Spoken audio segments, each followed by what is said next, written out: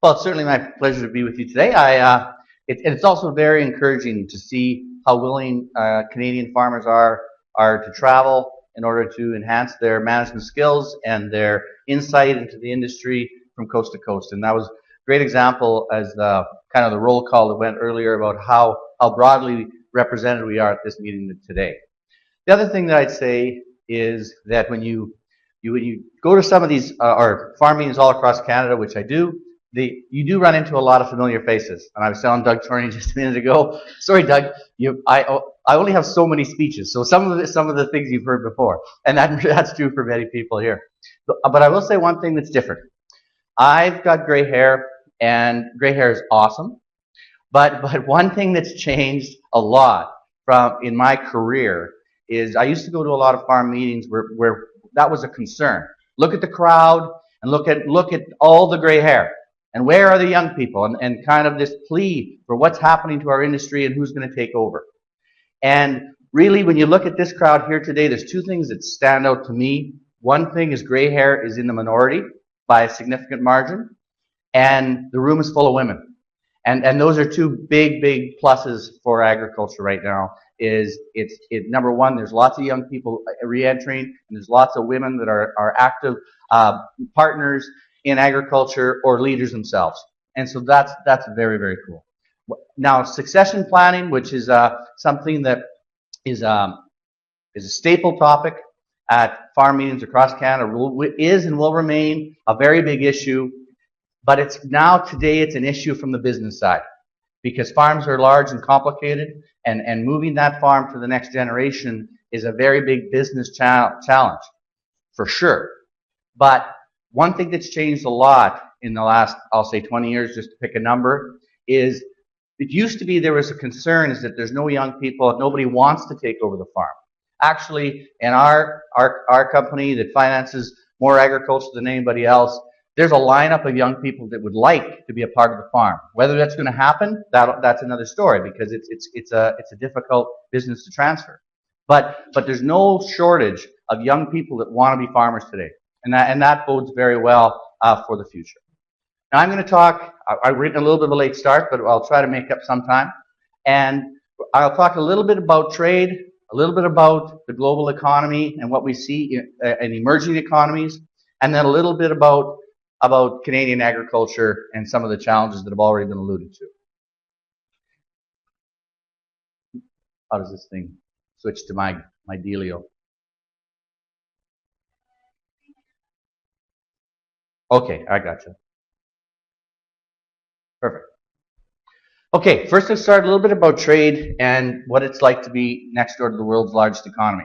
There can be no doubt that when people ask, is it a good thing or a bad thing to be living adjacent to the world's largest economy? It's a great gift. We're very lucky to have the U.S. as a trading partner, as a partner where we share the same rule of law, we share common language, and we have a customer that pays when we export, and we pay when we import. And it's a very good relationship. Do we have trade disputes? Of course we do. We'll always have trade disputes with the U.S. because we trade absolutely everything. And so there's going to be rubs. But in the main, we make trade happen. One thing that I would say is that as looking at our chief economist and talking to people around the country, a year ago, we were much more pessimistic about the U.S.'s ability to recovery. Their GDP last year was growing at less than 1%. Their unemployment was almost a percentage point higher than it is today. And now their GDP is growing at 2.9, which is one of the best growth in GDP in the Western world. So it's quite a remarkable thing. And their unemployment has dropped to 5%, which is better than Canada's unemployment rate. So there's been some real nice turnaround in the U.S. economy, and that's good for us. The thing is, part of that is also that Americans are enjoying real wage growth, which means that they're starting to see some hints of inflation in the economy as their unemployment drops, GDP grows, and wage growth happens. So all that means is that right now, the Federal Reserve, which has been very bearish on whether or not the U.S. would raise interest rates anytime soon, is starting to change their tune. The chair of the Federal Reserve is talking about a raise as about 25 basis points sometime soon. That's not material, but just this week, some of the largest banking houses, we're talking that might be another full percentage point within the next 12 to 18 months. That still means money is relatively cheap, but it's going to make a difference in terms of what happens with world trade. We're seeing our trade with Americans starting to grow already because our dollar has fallen lower than theirs. The other thing that's happening in the U.S., which is a bit of a wild card in terms of whether they actually raise their rates or at least raise them as much as some forecasters are saying, is the American manufacturing industries like Caterpillar and Microsoft, Procter & Gamble, many other companies are marching on Washington saying, don't you dare raise interest rates. We're already at a disadvantage because our dollar is stronger than the companies that we trade with, and exports are very difficult for American manufacturers. So there's a real conflict going on between the Federal Reserve and American manufacturing. And so it'll be interesting to see how that unfolds, but we'll have to watch that with great interest. The one thing that is different when we look at trade, the other thing that's different is the American federal debt. You know, they're sitting with more than $18 trillion of federal debt. And as much as the American economy is roughly 10 times bigger than Canada's, their federal debt is almost 30 times bigger than Canada's. And so as much as I'll talk a little bit more of the Canadian dollar, but our underlying fundamentals as a resource economy with also great agriculture and hopefully soon to be better manufacturing with our trade advantage because of the dollar being lower, our underlying fundamentals, our load is not nearly as high.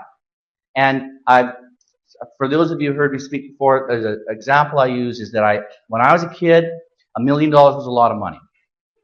And then as I got older, all of a sudden, you kind of resigned. Well, maybe $1 million isn't all that much money. So, but $1 billion, for sure $1 billion is a lot of money. We can agree on that, can't we? And then we started talking about trillions of dollars, and I kind of think you kind of fog over that it's hard to even grasp what $1 trillion is. So I'll give you this example. If you put $1 million in the bank on day number 1 of the modern calendar, and then you put $1 million a day for the next 2,015 years to get us to today.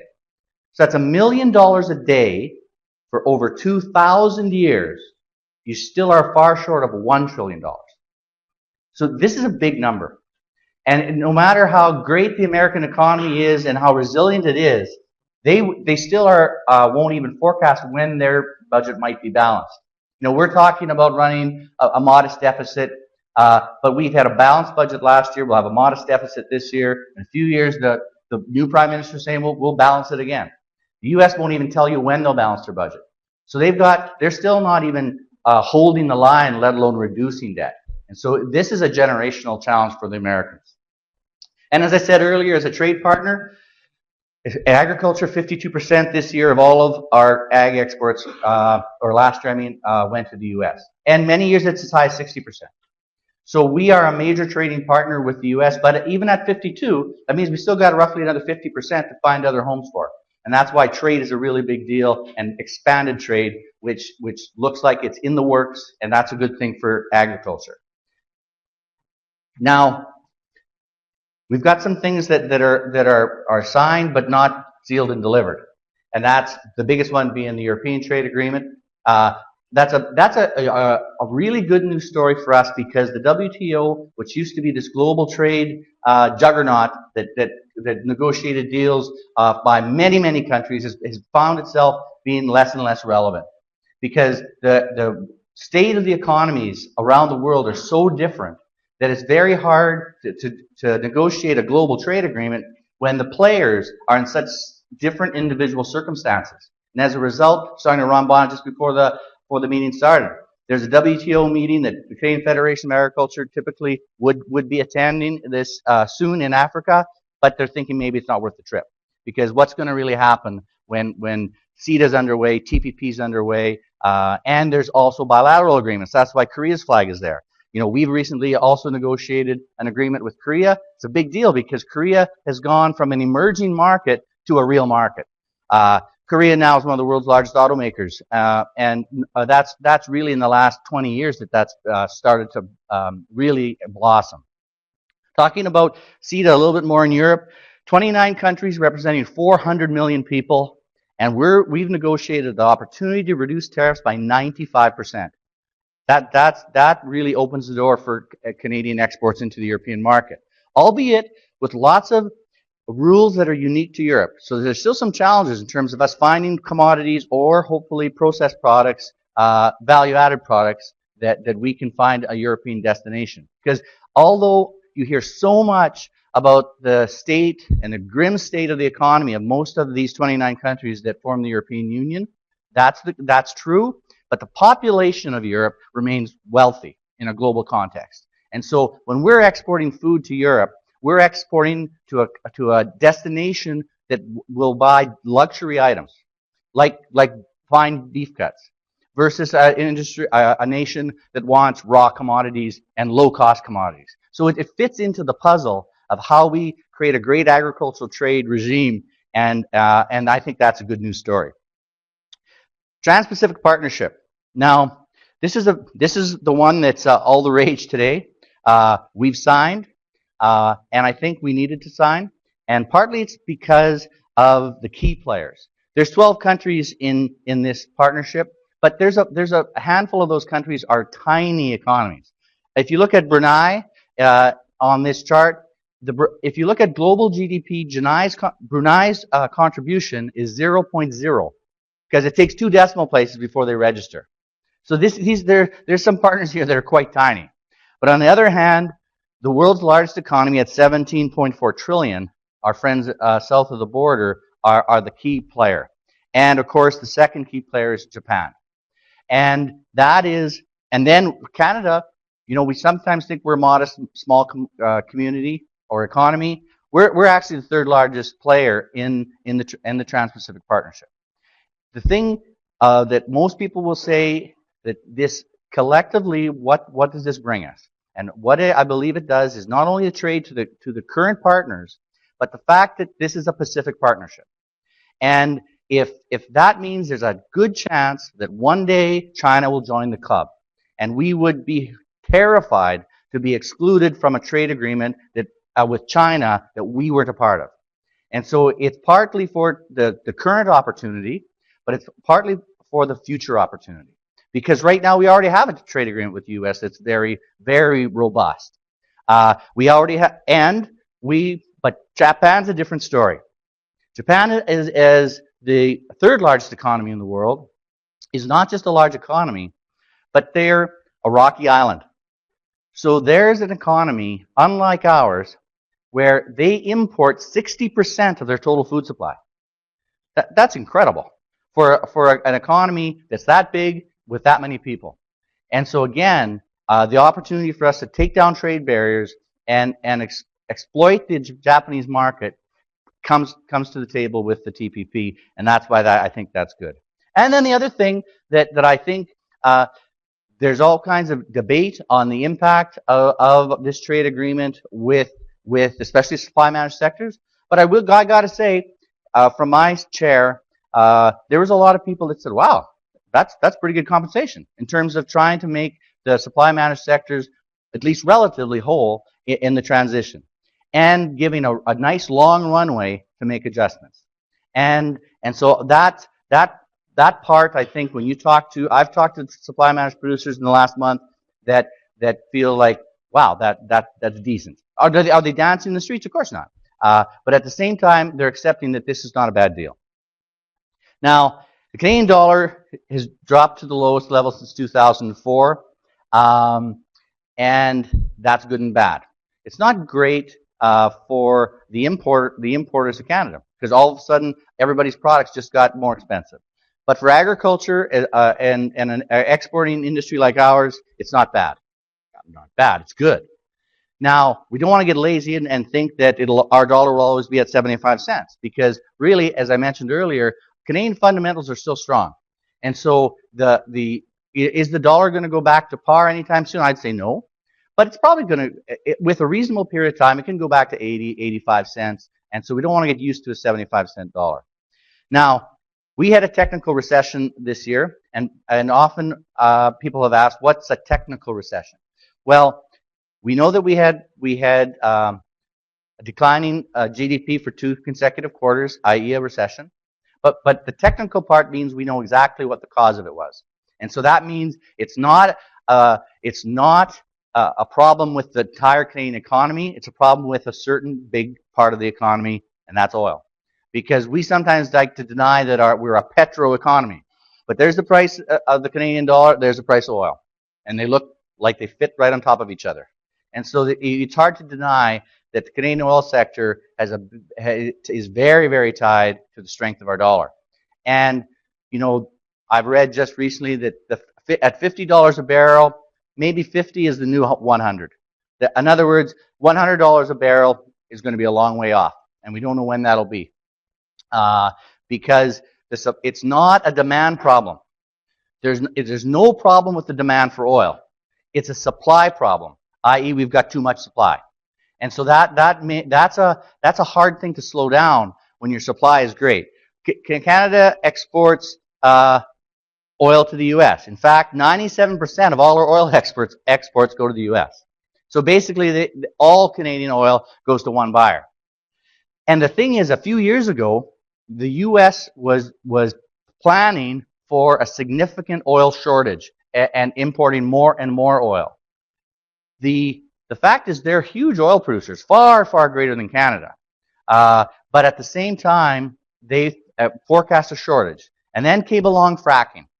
And all of a sudden, a whole bunch of oil reserves that they thought would not be extractable are extractable. And there's still some controversy with fracking in terms of what's the long-term potential for it. But what's happened is the U.S. actually doesn't even know how much oil they have. And that's why people like Warren Buffett are lobbying Washington to actually repeal some legislation. Because many years ago, the U.S. put legislation in that said it was illegal to export any oil from the U.S. because they needed it all. So they didn't want any oil companies taking advantage of some high prices somewhere else. And now the industry is saying, I think we've got plenty of oil.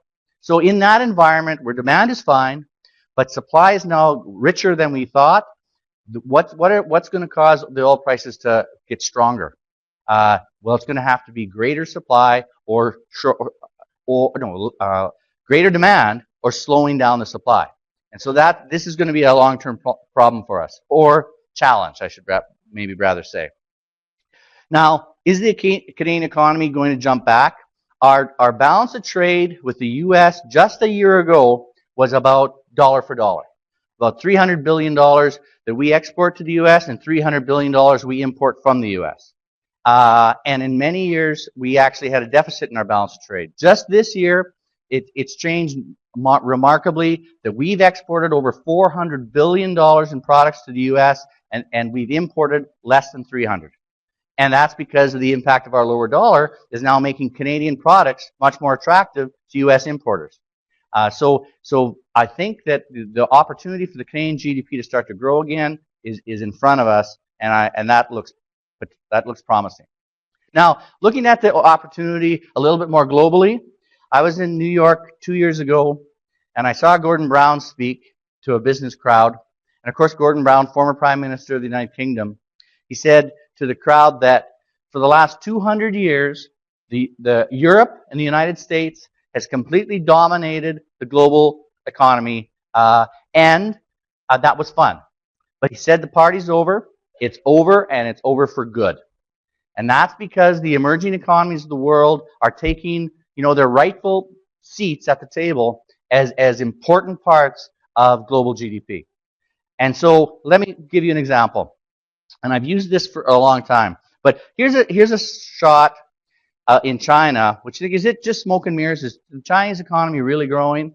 Well, here's a picture of Shanghai in about 1992. Here's that same picture in 2012. That's absolutely shocking. When you look at Canadian cities and you look at the skyline of the cities near where you're from, skyline changes really slowly. Not like this. And because the Chinese have invested a wicked amount of money in building infrastructure. And that bodes well for them in the long term. And their emerging economy might be slowing, but let's not forget, their slowing is still at a level that we dream of having. Maybe it's even faster than we would even want. Let's look at India. India, globally, GDP is growing at 3.3, China at 6.3, and for the first time ever, India's GDP is growing faster than China's at 7.5%. India's got a lot of catch up to do, so don't get me wrong. China is farther along the change curve than India is, but India is coming along as a next powerhouse. And when you look at what's happened to the global middle class, in 1990 there was about 1.2 billion people on Earth that we would call middle class. By 2013, so 23 years later, it had grown to 2 billion. So a nice little growth. But then in just 7 years, it doubled to 4 billion.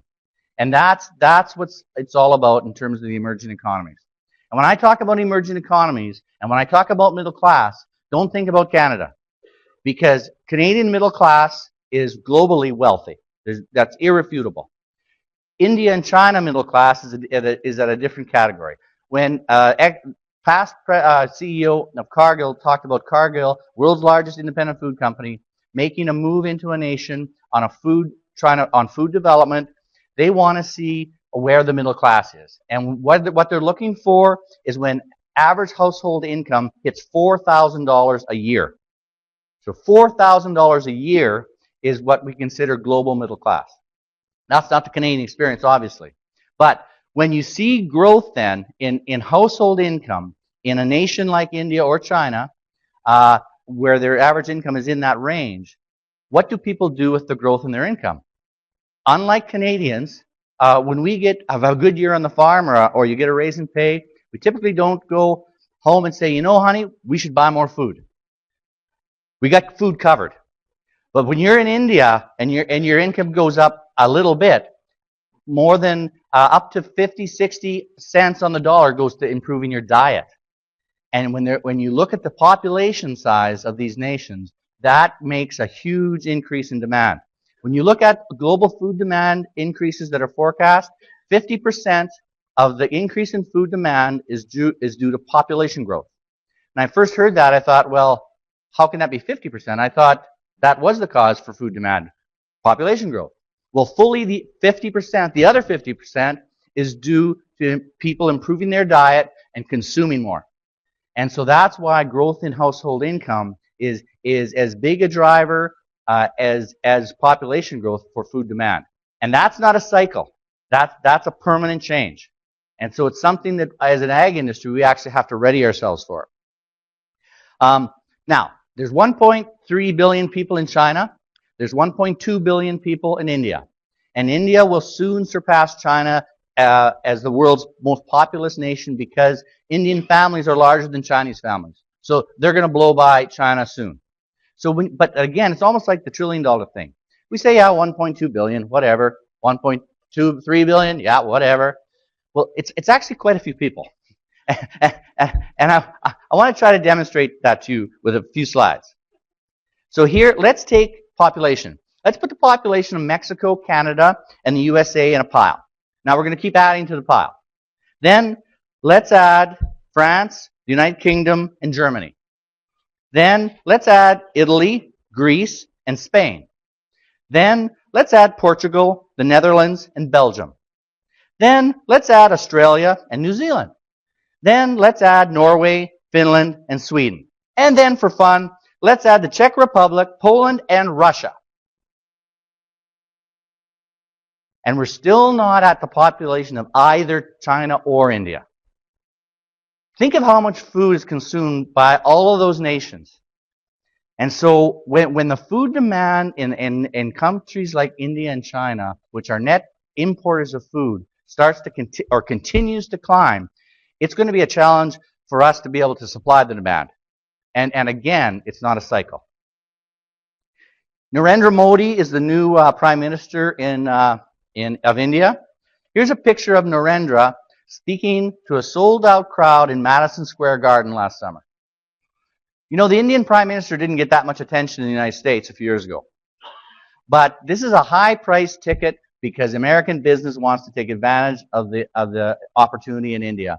And Narendra Modi was a governor of one of the provinces or states, I forget what they're called in India, was very successful, a Western thinker, an economic thinker, And so lots of people have a lot of confidence that he might be able to pull this off. The other thing about India that's a little bit easier for us is they're still, because of all those years that they were a British colony, they have British law for the most part. And you go to India, and I did, the fact is, for anybody who's educated, English is the common language. There's so many dialects in a country that big that the common language is actually English. So talking with the Indians about trade deals is actually relatively simple because interpreters rarely needed. Now, The Economist is Britain's top magazine on the economy. And they said that in the next 40 years, humans will need to produce more food than they did in the previous 10,000 put together. I don't even know if that's possible, but The Economist is considered an authority, and even if they're directionally right, that's a big deal. And thank goodness for modern agriculture and the ability we've got to continue to grow bigger crops and more efficiently than ever before, that was mentioned by the MC a moment ago. Canada will be part of the solution. And that's why I think it's time to tell the story. And it's all about social license, which is going to be the next thing on our agenda. But we're a big employer. In many years, and right now, we're bigger than oil and gas. And so we've got lots of jobs. The University of Guelph says for every graduate from the University of Guelph, there's 3 jobs waiting. The enrollment in the University of Manitoba and the University of Saskatchewan Ag College is at an all-time record high. So we've got young people going into ag colleges, and there's jobs waiting for them when they come out. So that's good.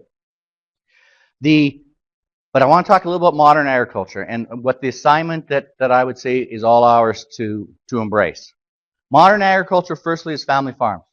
There is this impression by the non-farming community that family farms are dying and they're soon going to be gone.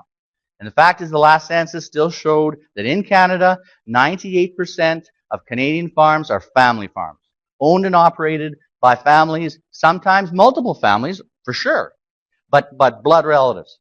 They might have an organizational chart. So is that real farm? It's just a structure for taxes and managing the operation. And in 98% of Canadian farms, that's going to be family. That's an important story because, and it seems so straightforward, but it's an important part of social license to make sure, because the non-farming community in Canada and around the world still trusts farmers. They don't trust agriculture as much. And that's an interesting dichotomy. But the truth is, farmers still rate with firefighters and nurses and occupations like that is very trustworthy. Agriculture sometimes has a global, that it's a big corporations and all these things. Yeah, big corporations are fine. I got nothing against them. But society has some mistrust for them. And that's why our sweet spot is pounding the drum on the family farm, because it serves us well. The other thing is, when it comes to the environment, we've never done a better job at protecting our main asset, let's say the land, if you're in this part of the world especially. And were we doing a great job 30 years ago? No. I would say no. I'm from a farm. I did a lot of recreational tillage myself. And it was a lot of fun on a summer day. But it wasn't good for the land. And now, when I moved to Regina over 25 years ago, in this flat part of the world, when the wind was howling at 70 or 75 kilometers an hour, the sky was brown. It really was. And now you can bring on the biggest wind you got, and the sky's blue. And that's because we're protecting the land. And it's something that we should be celebrating as something that's real. It's not something we're going to do someday. We got it. Animal stewardship, I tell you what, people that raise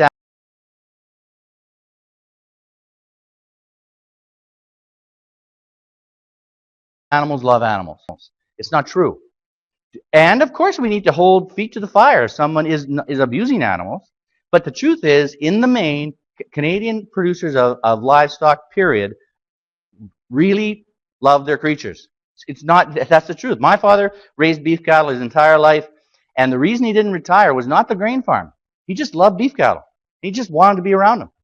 And so we got some good stories to tell about how we do care about animals. You go to Regina SPCA this afternoon, you're going to find that somebody in Regina was beating their pet. Do we think that all pet owners beat their pets? I don't think so. Pet owners love their pets, and they're everywhere. So, I mean, that's the same thing for Canadian agriculture animal producers. Modern ag is technology. We're good at embracing it, and thank goodness, because it serves a very great purpose.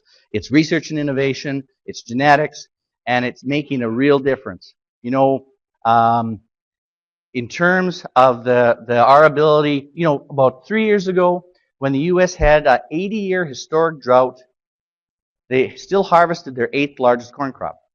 We can grow crops with very modest amounts of moisture. This year's a great example in this part of the world, where we had the driest April, May, and June in history.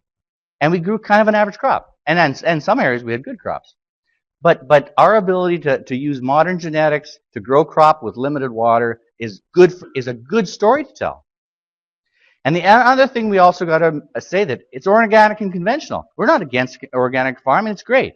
But at the same time, conventional agriculture will be the primary provider of meeting this type of global demand.